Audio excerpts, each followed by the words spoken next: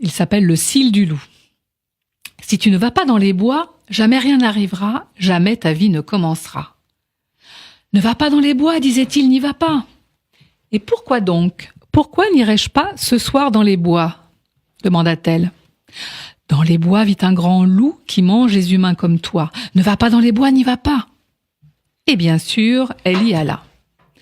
Elle alla malgré tout dans les bois, et bien sûr, comme ils avaient dit, elle rencontra le loup. On t'avait prévenu. Mais c'est ma vie, pauvre noix, rétorqua-t-elle. On n'est pas dans un conte de fées. Il faut que j'aille dans les bois. Il faut que je rencontre le loup, sinon ma vie ne commencera jamais. Mais le loup qu'elle rencontra était pris dans un piège. Dans un piège était prise la patte du loup. « Viens mon aide, viens mon secours, aïe aïe aïe !» s'écria le loup. « Viens mon aide, viens mon secours, et je te récompenserai comme il se doit. »« Et comment serais-je sûr que tu ne vas pas me faire mal ? Comment serais-je sûr que tu ne vas pas me tuer et me réduire à un tas d'os ? » ?»« La question n'est pas la bonne, dit ce loup-ci. Tu dois me croire sur parole. » Et il se remit à gémir et à crier « Oh là là, aïe aïe aïe, belle dame, il n'y a qu'une question qui vaille, où est l'âme ?» C'est bien le loup, je prends le risque, allons-y. Et elle écarta les mâchoires du piège. Le loup retira sa patte qu'elle pansa avec des herbes et des plantes.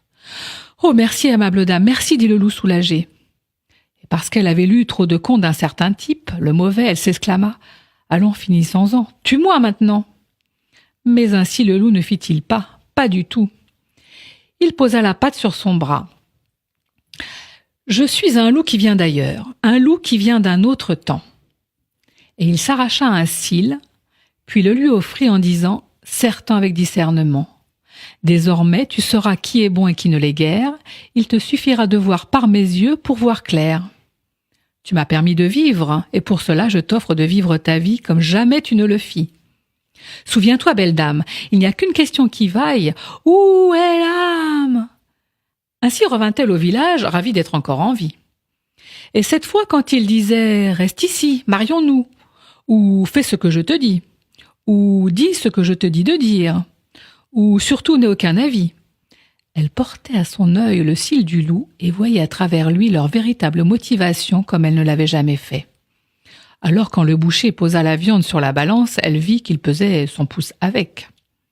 Et quand elle regarda son soupirant qui soupirait « Je suis parfait pour toi », elle vit que ce soupirant-là n'était même pas bon à quoi que ce soit. De sorte qu'elle fut à l'abri sinon de tous les malheurs du monde, du moins d'une grande partie. Plus encore, non seulement cette nouvelle façon de voir lui permit de distinguer le cruel et le sournois, mais son cœur ne connut plus de limites, car elle regardait tout à chacun et l'évaluait grâce au don du loup qu'elle avait sauvé. Et elle vit les gens de bonté vraie, elle s'en approcha. Elle trouva le compagnon de sa vie resta près de lui. Elle distingua les êtres de courage et d'eux se rapprocha.